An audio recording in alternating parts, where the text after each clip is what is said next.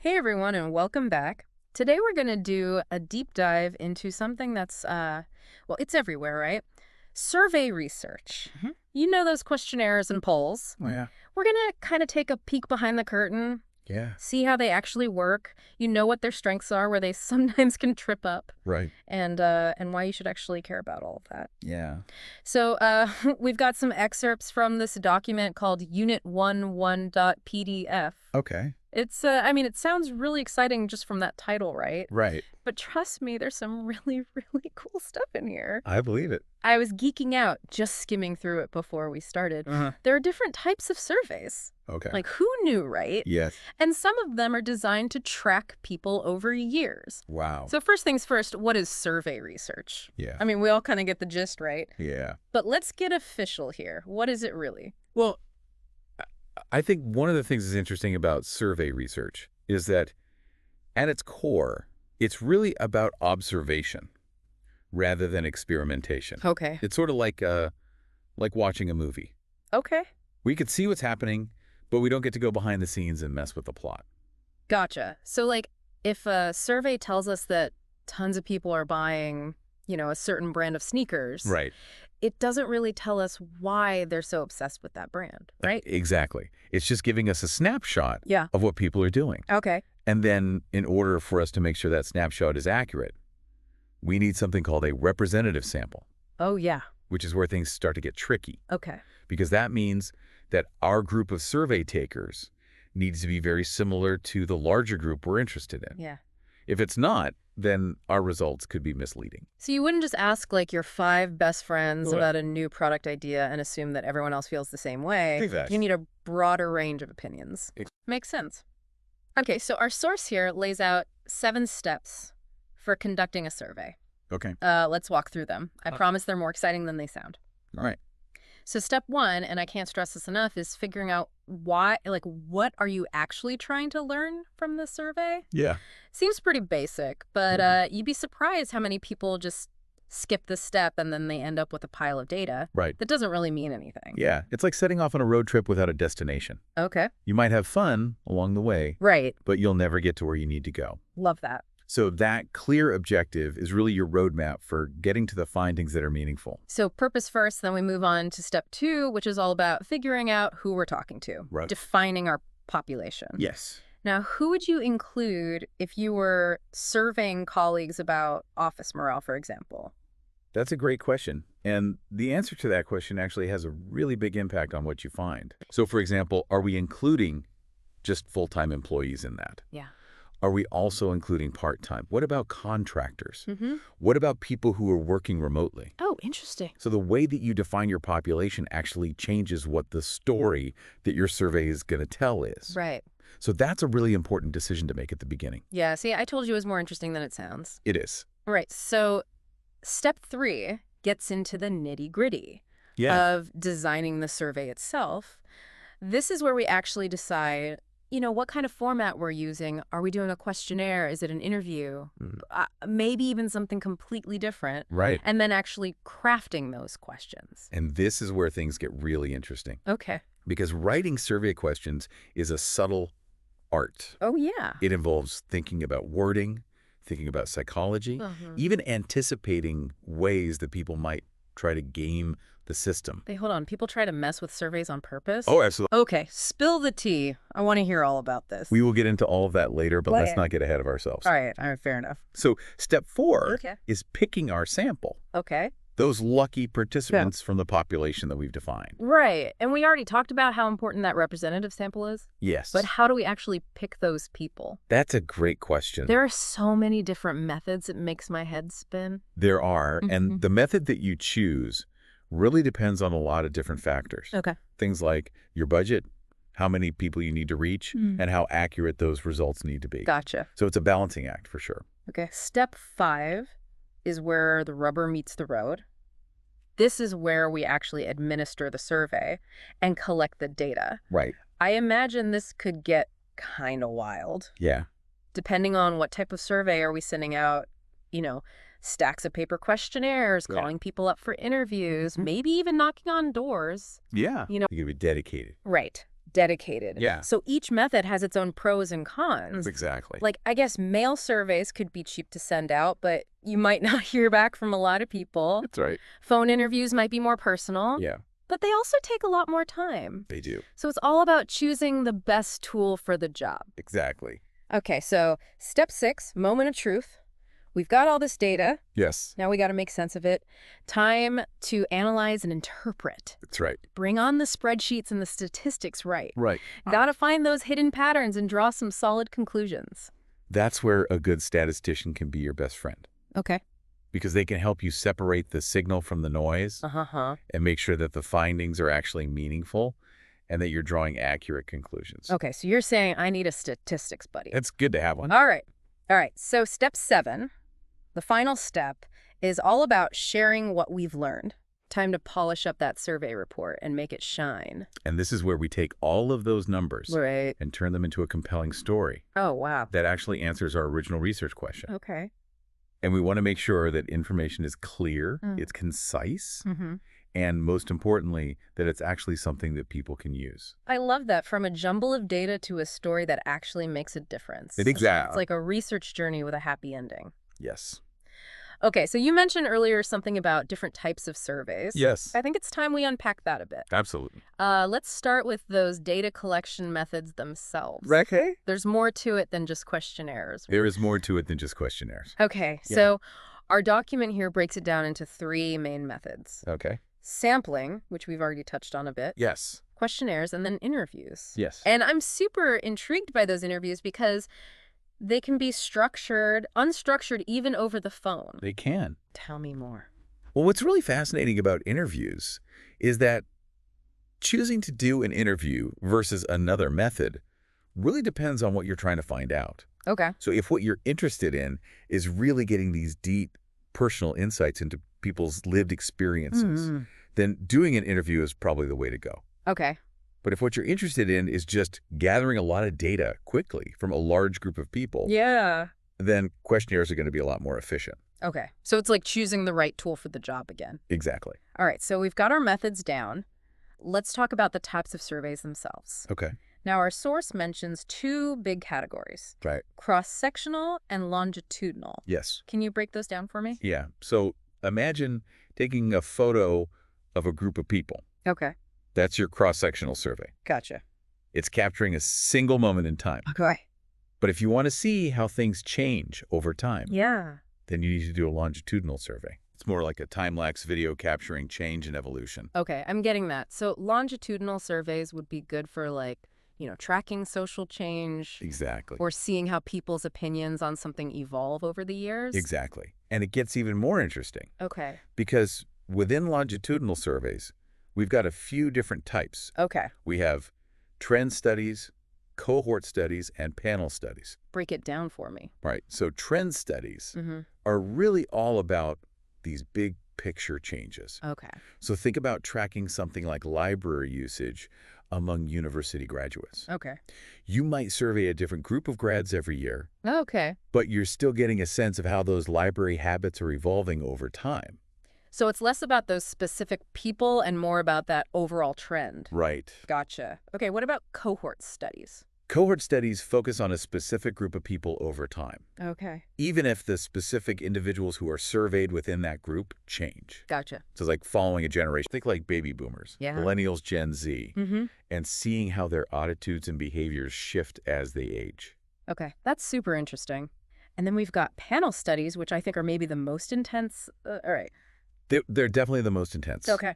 Because panel studies track the same group of people over time, Wow. which gives you incredibly rich data about individual change. Okay. The downside is that people might drop out of the study, Right.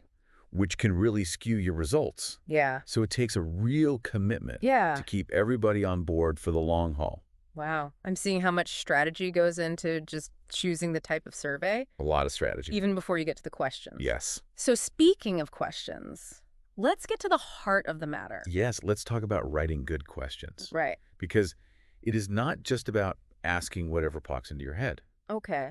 Writing effective survey questions is a real art form. Mm-hmm. You need to be clear. Okay. You need to be concise. And you need to avoid any sort of sneaky wording that might push people towards a certain answer. I bet it's easier than it looks to write a biased question. It's so easy to accidentally write a biased question. Okay. And it's not just about the wording, it's also about the type of question that you choose. Okay. So our source talks about structured versus unstructured questions. So structured questions would be like multiple choice, Yes, exactly. where you've got those predefined answer options. Exactly. Okay. Unstructured questions are more open-ended, Okay. letting people answer in their own words. Okay. I can see how both would have their strengths, Yeah. depending on what you're trying to figure out. Exactly. So like structured questions are really good for quantifying responses Yes. and making comparisons, Mhm. whereas unstructured questions can give you those richer, more nuanced insights. Exactly. It's all about choosing the right tool for the job again. There it is again. Okay, so speaking of tools, our source dives into some specific types of structured questions that are actually really interesting. Okay. We've got dichotomous question, level of measurement questions, and even something called filter or contingency questions. Right. Dichotomous questions, those sound pretty straightforward. Yes. Just two possible answers. Yes or no kind of thing. Exactly. Simple and effective. Simple and effective, perfect for gathering basic information. Okay, level of measurement questions, those are all about like ranking or rating things. Exactly. Okay, so those can help you understand people's preferences, Yes. opinions, Mm-hmm. levels of agreement. Exactly. Gotcha. And then there are those filter questions. Yeah. What's the deal with those? Think of it like one of those online quizzes Okay. that asks you a question, Yeah, and then depending on your answer, Yeah. it sends you to a different set of questions. gotcha. So it's all about keeping the survey relevant and focused, Oh. which is a good thing for the person taking it, too. Right. Nobody wants to answer a million irrelevant questions. Exactly. Whoa, I never realized how much strategy and even psychology Yeah. goes into writing these seemingly simple questions. There is a lot to it. It's a whole world. That's a whole other world. Okay, so we've covered a ton of ground here. What survey research is, the steps involved, Yeah. all those different data collection methods, Right. types of surveys, Yes. even the art of crafting those questions that don't send people running for the hills. Exactly. But before we wrap up this part of our deep dive, I think we need to talk about the flip side, Okay. the disadvantages of survey research. Yes. Every research method has its limitations, right? Absolutely. And being aware of those limitations is really crucial Okay. if we're going to interpret those survey results responsibly. Okay, so what are some of the downsides? I'm all ears. Well, one big one is privacy. Okay. People might not be honest in their answers. If they're worried about their answers being traced back to them, Right. especially when we're dealing with really sensitive topics. That makes total sense. And it kind of reminds me of something else I've always wondered about. How do you make sure that you're getting a truly representative sample? Yes. Like, what if the people who do respond to a survey are just systematically different Right. from the people who don't? That is a great point, and that is a major challenge in survey research. Okay. Because if your sample is skewed, then your results could be totally misleading. Okay. It's like thinking that you know what the whole ocean is like Yeah. based on a bucket of seawater. Whoa. It's a Right. perfect analogy. You're only getting a small piece of the picture. Yeah, and it makes me think of those longitudinal studies Yeah. that we were talking about earlier, the ones that track people over time. Yes. Isn't it really hard to keep people engaged for that long? It can be. Like, what happens if people just drop out of the study? That's another potential pitfall. It's called attrition, Okay.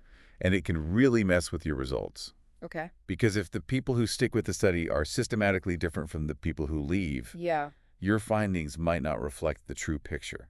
It seems like there are so many factors that can influence the accuracy of a survey. There are so many factors. No. Okay. And that's why it's so important to be aware of these limitations Okay. and to approach survey results with a healthy dose of skepticism. All right, so we've covered those kind of basic building blocks of survey research, but our source material doesn't stop there. Okay.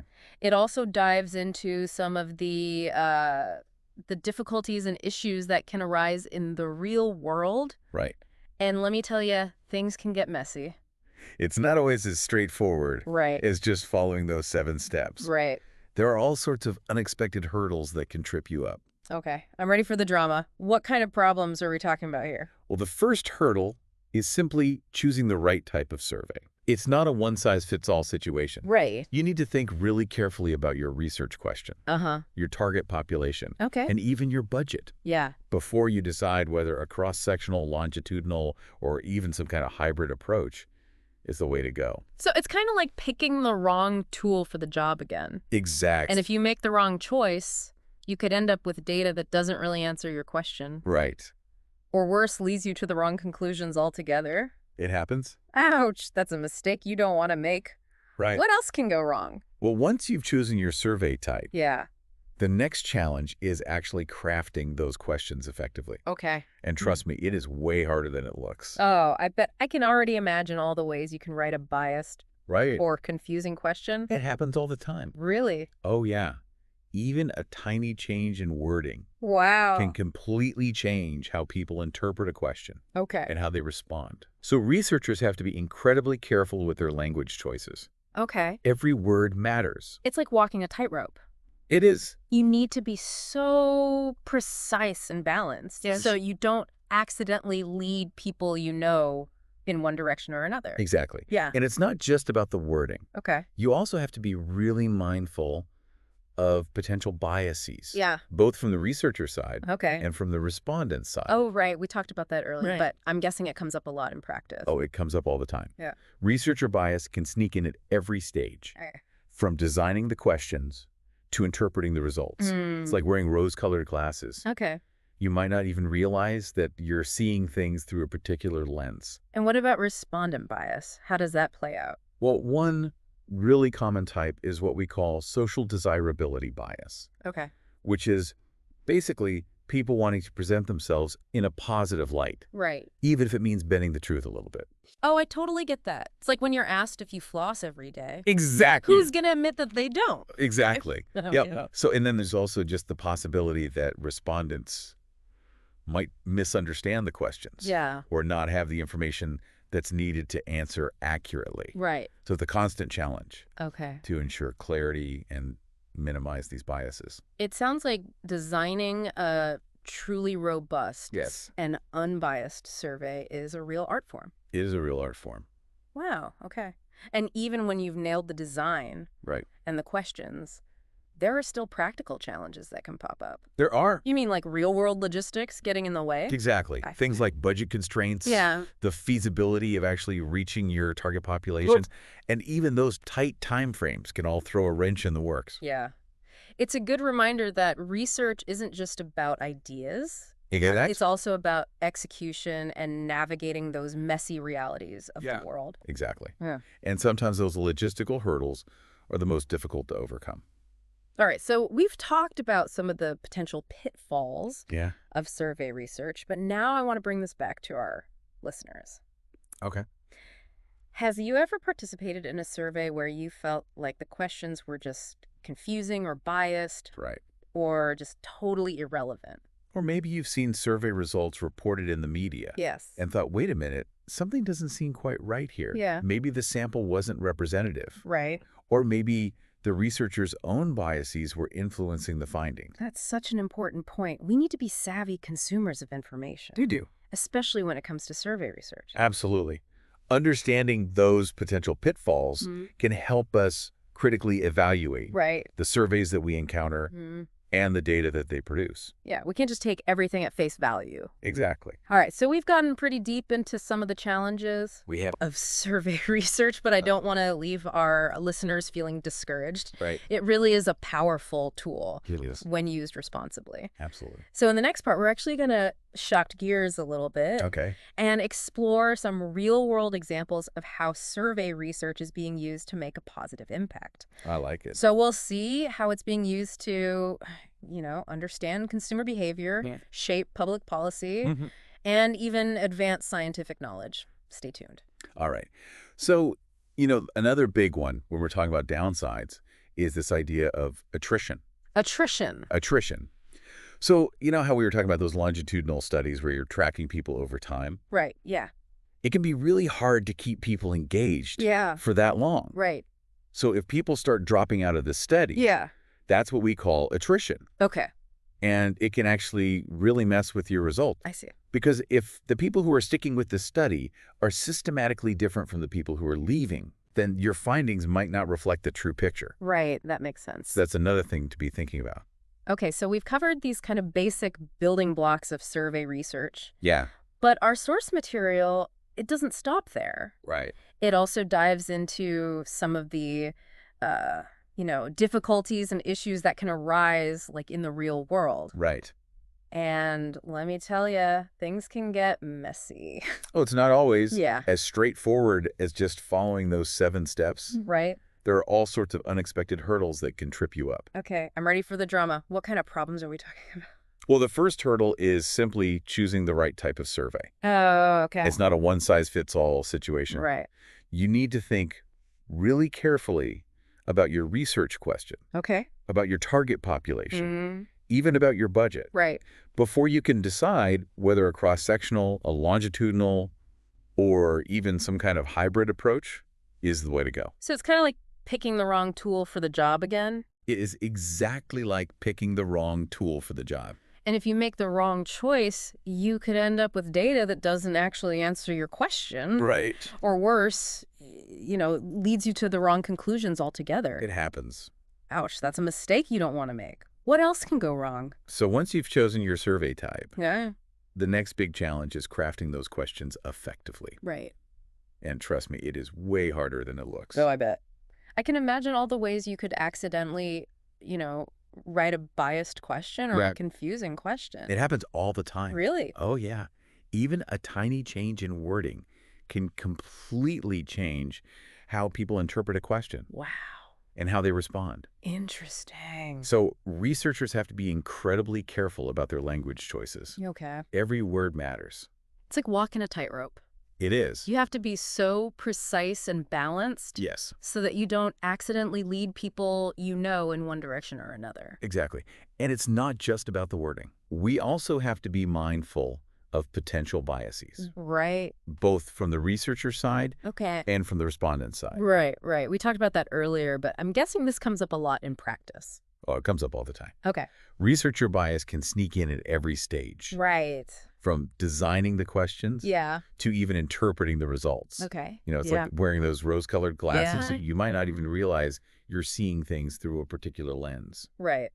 What about respondent bias? So with respondent bias, there's this thing called social desirability bias, Okay. which is basically people wanting to present themselves in a positive light, Right. even if it means, bending the truth a little bit. Oh, I totally get that. It's like when you're asked if you floss every day, Exactly. who's going to admit that they don't? Exactly. Not me. And then there's also just the possibility that respondents might misunderstand a question Yeah, or not even have the information needed to answer accurately. that's right. So it's a constant challenge to ensure clarity Right. and minimize these biases. Yes. It sounds like designing a truly robust and unbiased survey It is. is a real art form. It is a real art form. Wow. Okay. So even when you've nailed the design Yeah. and you've nailed all the questions, Right. there are still these practical challenges that can pop up. There are. You mean like real world logistics getting in the way? Exactly. Good. Things like budget constraints. Yeah. The feasibility of actually reaching your target population. Right. And even, tight time frames can all throw a wrench in the works. Yeah. It's a good reminder that research isn't just about ideas. Right. It's also about execution and navigating these messy realities Yeah. of the world. Exactly. And sometimes those logistical hurdles are the most difficult to overcome. Right. All right. So we've talked about, some of the potential pitfalls Yeah. of survey research, but I want to bring this back to our listeners for a minute. Have you ever participated in a survey where you felt like the questions were just confusing or biased or just like totally irrelevant? Right. Or maybe you've seen survey results reported in the media and thought, wait a minute, something doesn't seem quite right here. Yeah. Maybe the sample wasn't representative. Right. Or maybe the researchers' own biases were kind of influencing those findings. Exactly. That's such an important point. We need to be savvy consumers of information, We do. especially when it comes to survey research. Absolutely. And I think understanding those potential pitfalls can really help us critically evaluate Yeah. the surveys that we encounter Right. and the data that they produce. Right. We can't just take everything at face value. I can't. Okay, so we've gotten pretty deep into some of the challenges Yes, we of have. survey research, but I don't want to leave our listeners feeling discouraged. Yeah. It really is a powerful tool It is. when used responsibly. Absolutely. So in the next part, we're going to kind of shift gears a little bit. Okay. and explore some real-world examples of how survey research is being used to actually make a positive impact. I like it. We'll see how it's being used to, understand consumer behavior, Right. shape public policy, and even advance scientific knowledge. Stay tuned. Right. Welcome back to the deep dive. We've been exploring the ins and outs of survey research, how it works, where it can go wrong, and why it even matters. But now let's get out of the textbook and into the real world. Yes. Let's. Where do we actually see survey research in action? Everywhere. Okay. You see it everywhere. Really? Seriously, it's like the secret ingredient in so many things we take for granted. Okay. From, figuring out what products people want to buy, Right. to shaping government policies, from tracking health trends to understanding what voters are thinking. Survey research is behind it all. Okay, give me an example. Paint me a picture. All right, so imagine you're a company and you're about to launch a brand new product. Okay. You could spend, millions of dollars developing it. But what if nobody wants it? Yeah, that would be a disaster. Total disaster. That's where surveys come in. Okay. You can test the waters, see what features people are craving, how much they're willing to pay, and even how they react to different marketing messages. So it's all about minimizing risk Minimizing risk. and making smarter decisions, Yeah. right? Smarter decisions. Getting that crucial feedback straight from the source. Straight from the source. That's right. And it's not just businesses using this superpower. No, not at all. Right. Governments rely heavily on surveys to gather information about all sorts of things like employment rates, Okay. public health concerns, Hmm. even how people feel about proposed policies. That makes sense. If you're trying to make decisions that affect a whole population, you need to know what's going on out there. You need to know what people are thinking and feeling, absolutely. And then there's the world of academia, right, where researchers are using surveys to explore Everything. pretty much anything you can think of. Human behavior, social attitudes, political opinions, Uh-huh. you name it. It's kind of mind-blowing when you think about it. It is. How much we rely on survey research to navigate this complex world. It truly is a powerful tool for gathering information. But as we've discussed, it's not a magic bullet. Right. There are limitations Yes. and potential biases to watch out for. Absolutely. It's about being an informed consumer of information and knowing that not all surveys are created equal. Exactly. This deep dive has definitely changed the way I look at surveys. Good. I'll never take a questionnaire for granted again. I hope not. So as we wrap up this episode, I want to leave our listeners with a final thought. Okay. We've explored all the nuts and bolts of survey research, but at its heart, it's really about listening. Yes. It's about giving people a voice and using that collective voice to build a better understanding of our shared world. I love that. So the next time you encounter a survey, whether it's online, over the phone, or even in person, take a moment to appreciate the process behind it. Think about the questions being asked, the people being surveyed, and the potential impact those findings could have. Great point. And most importantly, remember that your voice matters. Absolutely. When you participate in a well-designed survey, you're contributing to a larger conversation, helping to shape our understanding of the world we live in. Pretty cool, right? It is pretty cool. That's it for today's deep dive. We'll be back next time with another fascinating topic to explore. Until then, stay curious, keep learning, and keep diving deep. Thanks for watching. If you found this video helpful, don't forget to give it a thumbs up and share it with your friends. Your support helps us keep creating valuable content like this. And if you haven't already, hit that subscribe button and ring the notification bell so you never miss an update. Join our community for more insights into